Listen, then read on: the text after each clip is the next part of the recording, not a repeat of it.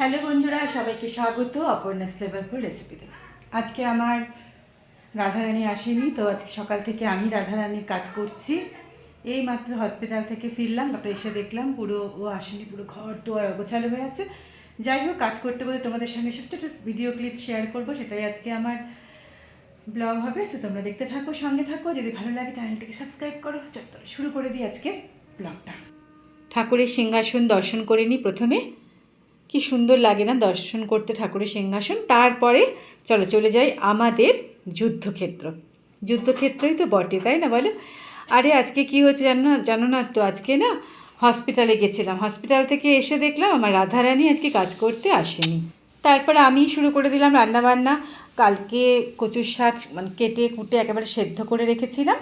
তো কচুর শাক করলাম একটু কাবলি ছোলা দিয়ে, আর একটুখানি উচ্ছে আলু সেদ্ধ দিলাম, আর ভাত বসালাম।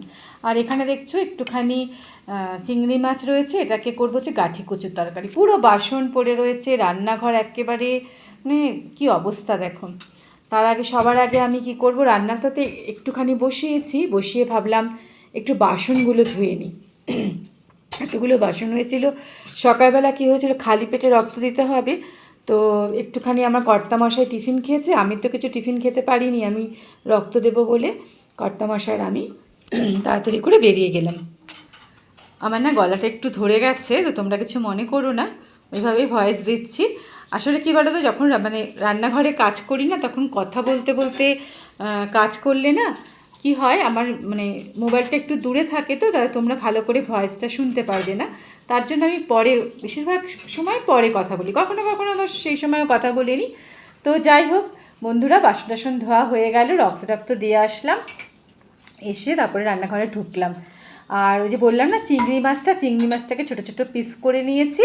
করে এখানে হচ্ছে গাঠি কচু থাকে না, যেটা ধলি কচু বলে, সেটা দিয়ে চিংড়ি মাছ আর একটু ধনে পাতা দিয়ে ওটাকে রান্না করেছি। এটা খেতে কিন্তু গরমকালে বেশ ভালো লাগে। একটুখানি ওর মধ্যে আমি তো দিই, তোমরা দাও কিনে যাই না, একটু তেঁতুলের পাল্পও আমি ওর মধ্যে দিয়ে দিই। কারণ যখনই এই গাঠি কচু রান্না করবে না, তার মধ্যে সামান্য একটুখানি যদি তেঁতুলের পাল্প দিয়ে দাও, খুব ভাল লাগে। আর ফোড়নে না সর্ষে আর সর্ষে আর শুকনো লঙ্কা একটুখানি অল্প করে ফোড়ন দেবে।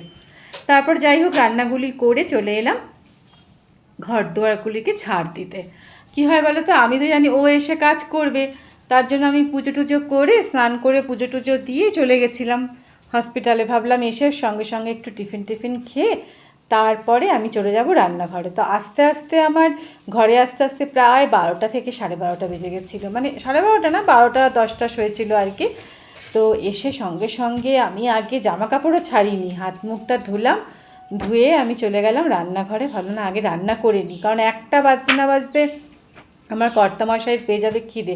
কারণ কি হয় বলো তো, সকালবেলা টিফিনটা আমাদের মানে একদম সামান্য কিছুই আমরা সকালে টিফিনে খাই। যেমন প্রতিদিন কি করি, আমরা ডালিয়া রান্না করি। ডালিয়া জানোই তো, সেরকম কিছু থাকে না, খুব অল্প একটু মানে ডালিয়াই রান্না করি, দুজনে একটু একটু করে খেয়ে নিই। আর কি হয়, যখন রাধারানী আসে না, তখন আমার এই সমস্ত ঝাড় দেওয়ার মানে বাতিকটা বেড়ে যায়। কারণ ও তো যেখানে সেখানে ঝাড় দেয় না, ও টুকটুক করে ঝাড় দিলে হয়তো আধা নোংরা রয়ে গেল। কারণ ও এত বাড়িতে কাজ করে, ওকে আর কি বলবো বলো।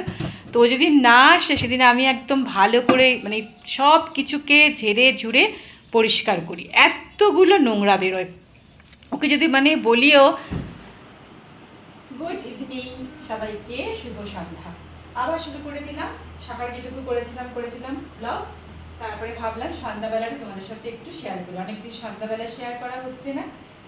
তো যাই হোক, এখন যাবো রান্নাঘরে রান্না করতে। তার আগে একটুখানি জামা কাপড়গুলো গুছিয়ে নিলাম। জামা কাপড়গুলো শুকিয়ে গেছিলো, কিন্তু তখন গোছানো হয়নি। এখন একটু জামা কাপড়গুলো গুছিয়ে সোফা টোফাগুলো পরিষ্কার করে এখন চলে যাবো রান্নাঘরে। তো চলো তোমরাও চলো, দেখো আমরা রাত্রিবেলা কি খাই। খাওয়া আমি আর আমার কর্তামশাই, শাশুড়ি মা তো ওই ডালিয়া ওটস আর তরকারি মিলিয়ে একটা সেদ্ধ করে উনি ওটা রাত্রিবেলা খায়। উনি রাত্রিবেলা রুটি ভাত এসব কিছুই খায় না।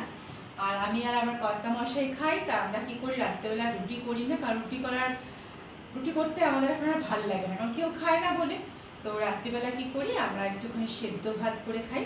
তো কীভাবে সেই সেদ্ধ ভাতটা খাই সেটা তোমরা দেখো, খুব কিন্তু টেস্টিও লাগে খেতে, আর খাওয়াও খুব উপকারী। চলো রান্নাঘরে যাই। কি বলো তো, সেরকম কিছুই না। সমস্ত রকম যে সবজিগুলো থাকে না, সেই সবজিগুলোকে একটুখানি ছোটো ছোটো পিস করে কেটে নিই, কেটে তারপরে ওটাকে মানে তোমার একটু ডাল দিয়ে দিই ওর মধ্যে। কারণ কি হয়, তার ধরো তুমি সেদ্ধ দিচ্ছ, তাই তো সেই জলটা ফেলে দিতে হবে না, তো সেই জলটা যেন ফেলতে না হয় একটু ডাল দিয়ে দিই। আগে চালটা ধুয়ে নিচ্ছি। আর দেখো সব সবজি কেটে নিয়েছি, আজকে সবজি যেন তো বেশি ছিল না, এই সব সবজি ছিল, এগুলোই কেটে নিলাম। একটু ভিন্ডি ছিল, আলু ছিল, আর প্রতিদিন আমার কর্তামশাই একটুখানি কাঁচা কলা খায়, সেই কাঁচা কলা ছিল। এই সব কিছু দিয়ে একটা অল্প এখন একটু ডাল নিয়ে নিচ্ছি, একদম সামান্য। মানে এই ডালটাকে কী করি, বাটিতে রাখলে ধুতে পারবো না, এত অল্প। দেখো কইটুকু ডাল, এটাকে ধুয়ে এই সবজিগুলো দিয়ে আমি এগুলোকে সেদ্ধ দিয়ে দিই রাত্রিবেলা। বিশ্বাস করবে না, এই সবজি সেদ্ধটা কি আমার গ্যাসের রোগটা অনেকটা কমে গেছে। মানে যা কিছু খেতাম না, একদম বুক, মানে অপারেশনের পরে, গলব্লাডার অপারেশনের পরে এত অ্যাসিডিটির মাত্রা বেড়ে গেছিলো। তো রাত্রিবেলা কী করলাম, একদম তেল মশলা কিচ্ছু না, এই একটুখানি এক মুঠ ডালের মধ্যে সব সবজিগুলো দিয়ে দিচ্ছি। আর দেখো সামান্য একটু সর্ষের তেল, মানে 2 ফোঁটা, তোমাকে কি বলবো, 2 ফোঁটা, এই দেখো সব দিয়ে দিয়েছি। ডাল, তারপর সবজি, পেঁপে, কাঁচা কলা, আলু, আর তোমার এটাতে দিয়ে দিচ্ছি টমেটো, আর সামান্য একটু ভিন্ডি, পেঁয়াজ, আর ডিম সেদ্ধ করে রেখেছি। ব্যাস এই দিয়েই একটুখানি জল দিয়ে দিলাম, ব্যাস এই দিয়ে বসিয়ে দিলাম হচ্ছে একটা প্রেশার কুকারে সব সেদ্ধ, আর একটা প্রেশার কুকারে ভাত। এই হচ্ছে আমাদের রাত্রিবেলার খাওয়া। দেখলে তো কি গরম, বিশ্বাস করবে না, একটুখানি হলেই ব্যাস রান্নাঘরে ঢুকছি, আর গরমে একেবারে মানে প্রাণ ওষ্ঠাগত হয়ে যাচ্ছে। যাই হোক, আজকে ভিডিওটা আমি এখানেই শেষ করব। তোমরা দেখতেই পারলে আমি সামান্য কিছু আজকে মানে একটু একটু ক্লিপ তোমাদের দেখালাম। তো সঙ্গে থেকো বন্ধুরা, ভালো থেকো। আজকে এই পর্যন্ত, শুভরাত্রি। আবার দেখা হবে নতুন কোনো ভিডিওর সাথে। টাটা, সবাই ভালো থেকো।